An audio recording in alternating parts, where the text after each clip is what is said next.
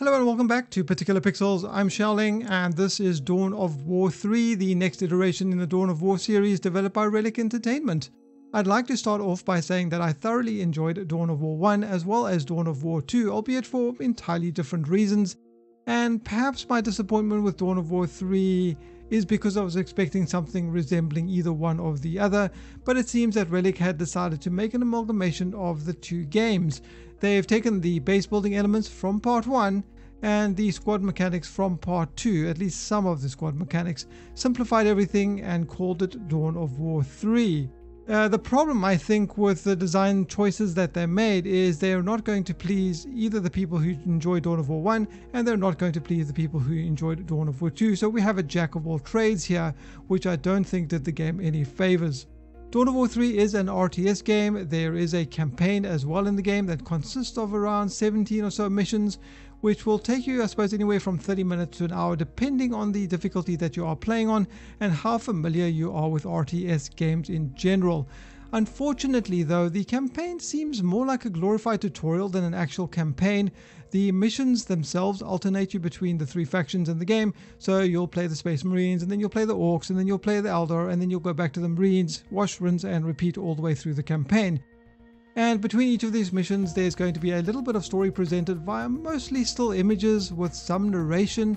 And while this isn't bad per se, it really just didn't draw me into the story like the previous games did. And the disjointed nature of the missions didn't really help at all. So just when you're familiar with the faction, you want to get to know them more, you want to learn more advanced tactics or play more interesting missions with that faction, nope, you're forced to play some other mission with some other faction.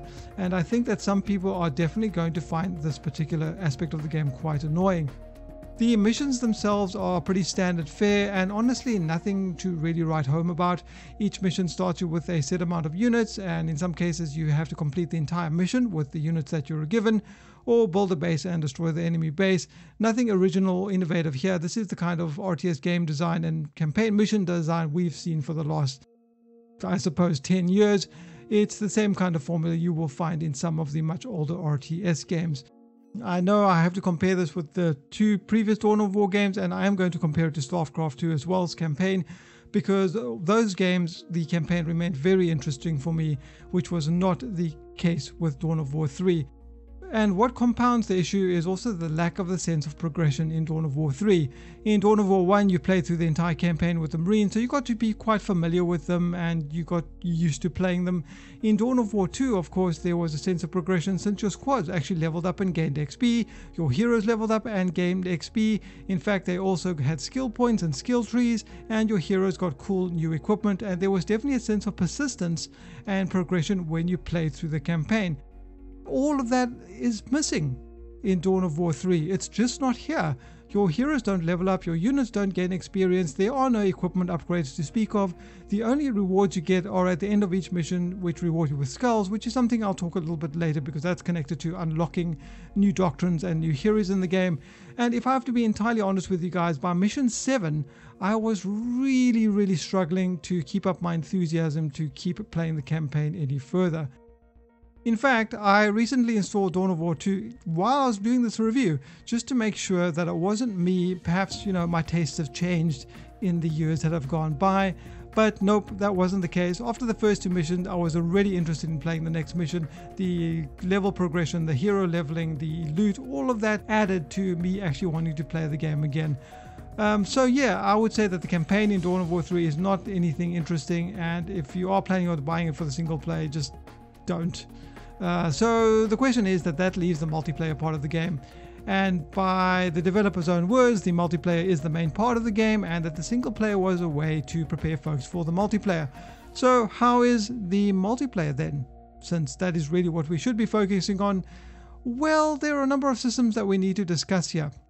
Each player selects 3 elites, which are your heroes, and 3 doctrines, which are certain types of buffs and bonuses to specific units in the game. Each faction has, of course, their own heroes and a number of these doctrines. These heroes and these doctrines are unlocked with the skulls that I was talking about earlier, which are in-game currency, so you get them from finishing campaign missions. If you play on harder modes, you'll get more skulls, playing skirmish matches with the AI, or playing online multiplayer matches. and a number of these doctrines are connected to specific elites in the game. So not only do you need these elites to be able to use these doctrines for certain units in the game, but these elites will also have a certain level that needs to be attained before these doctrines can actually be purchased in the first place. So how do you level up elites, you might ask? Well, you'll have to play them, and here lies the other problem. Leveling up a late game hero, because some heroes of course require more elite points to summon onto the battlefield, which only happens towards the last part or the latter end of the match. And a lot of matches aren't actually going to get to that phase because they're going to end long before you bring in the most powerful units into the game. So you won't be getting any XP for them. So to get your late game heroes to level 8, it'll require you to play many games that actually last into the late game, where you can actually summon these heroes to the battlefield so that they can actually get XP. There is also only one multiplayer mode in Dawn of War 3 and not a lot of maps at all, especially at launch. So the maps are specific to the amount of players, so there are 1v1 maps, 2v2 maps and 3v3 maps. I think there's 2 1v1 maps and maybe 2 2v2 maps and 3 3v3 maps, something like that. Not a lot of variety here, and that combined with the fact that there's only one game mode, yeah, I think it leaves a little bit to be desired. It feels like the game just does not have enough content. And with regards to gameplay, unlike more traditional RTS games, each player in Dawn of War 3 has a power core. In order to destroy the power core, you need to take out the turret, and in order to take out the turret, you need to destroy the shield generator, in that exact order. This is obviously a method to prevent players rushing other players, but aside from seeming like kind of an artificial way to prevent rushing and extend the length of the matches, it also prevents tactical options that can be found in the more traditional styles of RTS games. And like Relic's other RTS games, there are a number of resource points spread across the map. These points need to be captured and held in order for you to gain the resources offered by them. Once captured, you can of course upgrade these resource points to get you more resources. The more points you hold, of course, the more resources you will get. So it's going to be a tactical decision on how many points you get, how far do you expand, and taking points that you can hold rather than taking a bunch of points and not being able to hold any of them. There are also tech levels associated in the game, but there's also something called escalation in the mechanics of the game.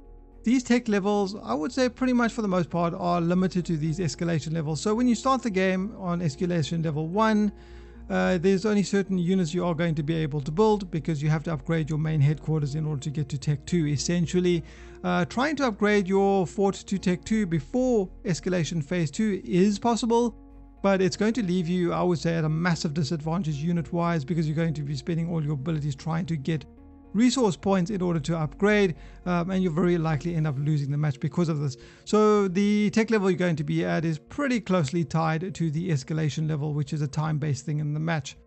The dynamic cover system that was present in Dawn of War 2 is also gone, and that's been replaced with hard cover spots. And these are places where your units can go in. Once they've captured that spot, a shield will generate around that particular unit. You will leave your range units in there. Enemy range units cannot fire into there. They have to send the melee units into there to take out the people behind the shield. The other thing is basically each map ends up being about who has more units at any particular phase.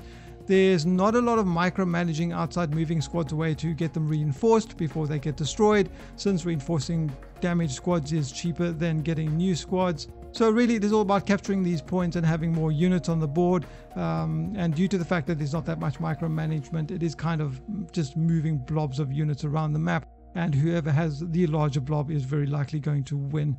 I suppose with good plays this is going to be less of an issue, but I think for the majority of people this is probably going to end up being the situation. The other thing is, in order to summon heroes or your elite units onto the battlefield, you have to use elite points. These points accrue as you progress through the match, but there are resource points that you can capture that will allow you to accrue these points much faster. These elite units can then be summoned onto the battlefield, and let me say that these guys make a massive difference on the battlefield, especially the late game units. They will completely just decimate entire battalions of enemy troops with their AoE abilities. The elite units in the game, hero units if you want to call them that, can make a massive difference on the battlefield, especially the late game ones, which will completely just decimate the line troops of your opponent with their AoE abilities, and they really do take a long time to destroy. So if your enemy doesn't have the equivalent elite out on the board, you will just completely destroy their forces, putting them at a massive disadvantage. Now, I know a lot of folks have complained about the fact that Dawn of War 3 feels like a MOBA if you look at any of the Steam reviews and things like that. I don't think that's entirely accurate, since there are no lanes in the game, there are no creeps in the game. The similarities only go as far as the fact that there's a power core mechanic where you have to destroy the laser and the shield generator and all that kind of stuff before you win the match. But outside of that, there really aren't that many similarities. However, the game seems to lack the tactical depth in comparison to the previous iterations of the series, and overall I found that somewhat disappointing. And the fact that there's only one game mode in a game that's focused on a multiplayer aspect seems like somewhat of an oversight, especially for a $60 title. If you're not interested in the multiplayer aspect of Dawn of War 3 and you only want to pick this up for the single player campaign, don't. The campaign is by far the worst part of the game, and I think that even if you want to play Comp Stomp with your friends, there are probably better RTS games that you can do with, or at least better fleshed out RTS games that you can do that with. If you plan on picking this up for the multiplayer, I'd highly suggest you wait until they add more content, because at the moment there really just is not very much variety here. There is an army painter, but that's pretty simple, and honestly that's not going to change the value proposition here. So look, Dawn of War 3 is not a bad game, it's not awful, and it's not a bad RTS by any stretch of the imagination, but it's not great either, it's just average. And I do feel like the lack of content and all the issues that I've mentioned up until this point don't warrant the $60 price tag that they're asking for this particular game. If you desperately want to pick this up, I'd suggest you wait for a sale. Go play Dawn of War 2 in the meantime instead. You won't be disappointed with that. Anyway guys, that's been a look at Dawn of War 3. If you have any questions or comments, you can of course leave them in the comments section below.